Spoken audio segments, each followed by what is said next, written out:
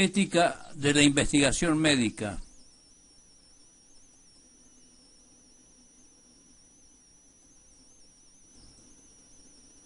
El médico como un detective en acción. Comparar al médico, especialmente al clínico, con el detective es sumamente interesante. Así como ocurre con el detective, la función del médico es descubrir dónde está el problema patológico. Sherlock Holmes, el más célebre detective de la ficción, fue creado por un médico, Sir Arthur Conan Doyle, que se inspiró en su profesor de medicina, que lo estimuló por la lógica de sus razonamientos clínicos. Irving Copy, en Introducción a la Lógica, publicado por Eudeva en Buenos Aires en 1972, estudia el problema de la investigación científica y la compara con la función del detective y escribe los siguientes pasos. 1 es el problema. Por ejemplo, se ha cometido un crimen. 2 son las hipótesis preliminares que aparecen en la mente del investigador. Por ejemplo, sobre quién cometió el crimen y cuál fue la motivación. 3, reunión de hechos adicionales, que es el estudio del lugar, el estudio de la hora, de las personas relacionadas con el hecho, etc. 4 es la formulación de la hipótesis. Por ejemplo, el crimen lo cometió el mayordomo porque el occiso había descubierto que estaba sustrayendo dinero de su caja de seguridad. 5 es la reunión de consecuencias adicionales.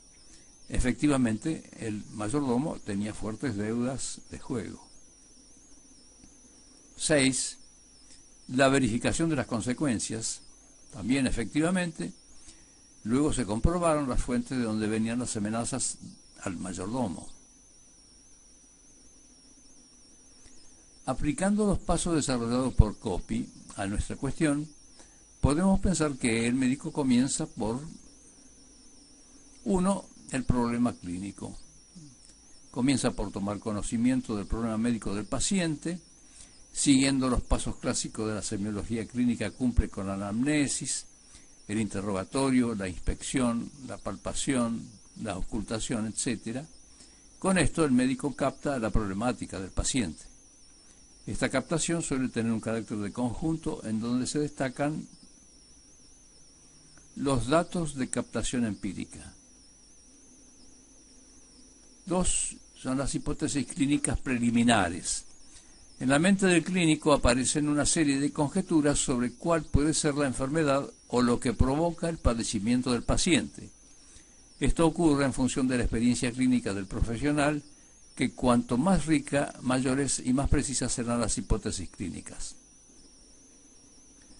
3, reunión de datos adicionales, que es toda la información que proviene de los estudios del laboratorio, de las imágenes, etc.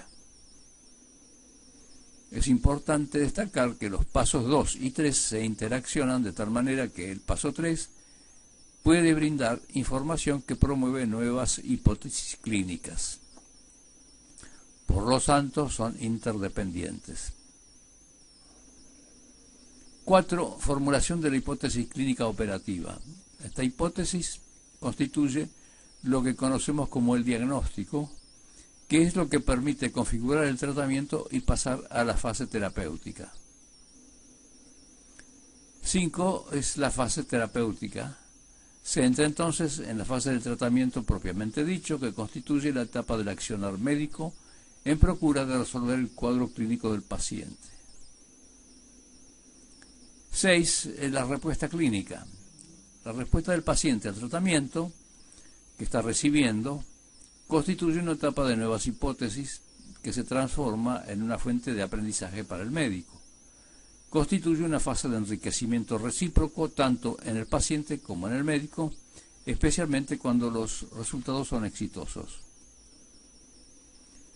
Los condicionantes éticos de todo este proceder están dados por algunos principios a tener en cuenta. Uno es el principio de primum non nocere, que se basa en el principio de no maleficencia, que significa como cosa principal no provocar daño. 2, por parte del profesional, efectuar un buen ejercicio de compromiso y responsabilidad. 3, sentir la satisfacción del descubrimiento. 4, desarrollar también la satisfacción del enriquecimiento científico, ético y personal en cuanto a los valores humanos. La investigación médica experimental. Otro capítulo constituye la investigación médica experimental. Esto merece un fuerte desarrollo ético. Solo mencionaré las declaraciones que surgieron a raíz de experimentos médicos realizados en el ámbito de la Segunda Guerra Mundial.